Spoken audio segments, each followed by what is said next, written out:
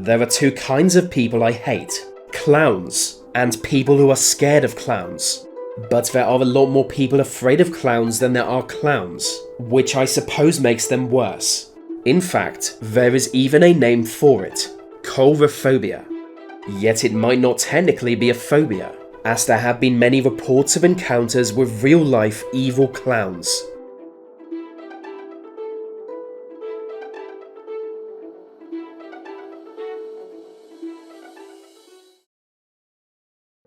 There is nothing new about the fear of clowns. Even before the birth of Hollywood, creepy clowns were a stock character in plays and novels. An early example is the 1892 opera Pagliacci, where a murderous clown is a central character. Long before that, Edgar Allan Poe wrote of a court jester who burned his king to death.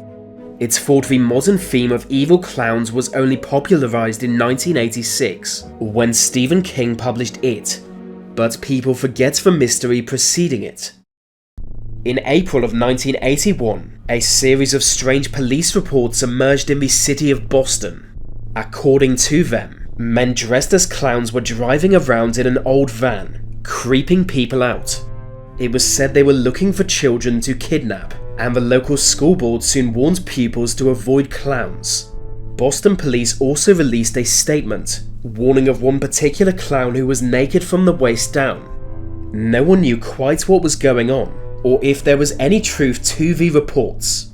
No clown could be found though, despite a widespread police search, and many began to wonder if it was a hoax. But then it went national. A wave of similar reports began to be heard in other cities. In almost every US state, people were claiming to encounter creepy clowns. But again in these areas, police were unable to find any murderous clowns. For a while, parents were afraid to let their children play outside, even in small towns. Yet in time it came to be regarded as a moral panic, caused more by the media than anything else. In fact, the only victims seemed to be actual clowns, who were often attacked while in makeup. This might make you feel bad for them, but don't forget clowns deserve it.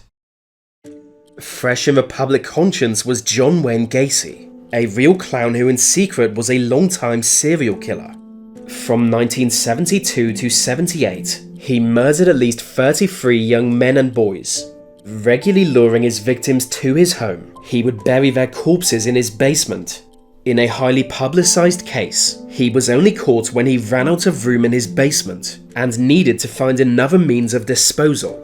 Claiming the murders were committed by some kind of alternate personality, the press focused in on his hobby, and he came to be known as the Killer Clown. The case played a big part in how clowns came to be so notorious, and made people fear the worst when the scare began.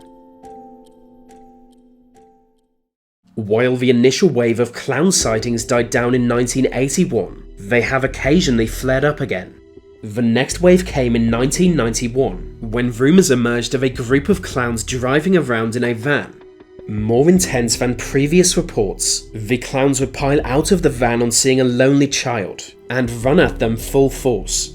Most incidents were simple hoaxes, like in 2013, when a knife-wielding clown was sighted in the English town of Northampton, but some are more difficult to explain. Researchers have made the point clown scares tend to happen in or around election cycles, so it's fitting the biggest scare of all occurred in 2016. In late August, police in South Carolina were told of a creepy clown.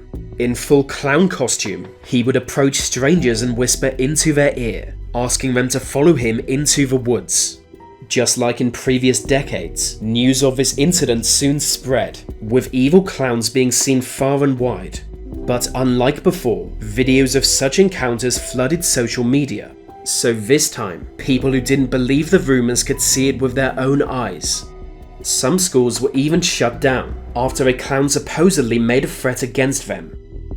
In many towns, locals armed themselves and set out to hunt down any clown they find, which I think is a pretty good idea. It's unclear if any were hurt by the angry mobs, but things were getting out of hand.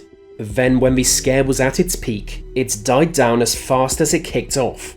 By the end of it, we had more questions than answers. The most important question is, when will the next wave of evil clowns emerge?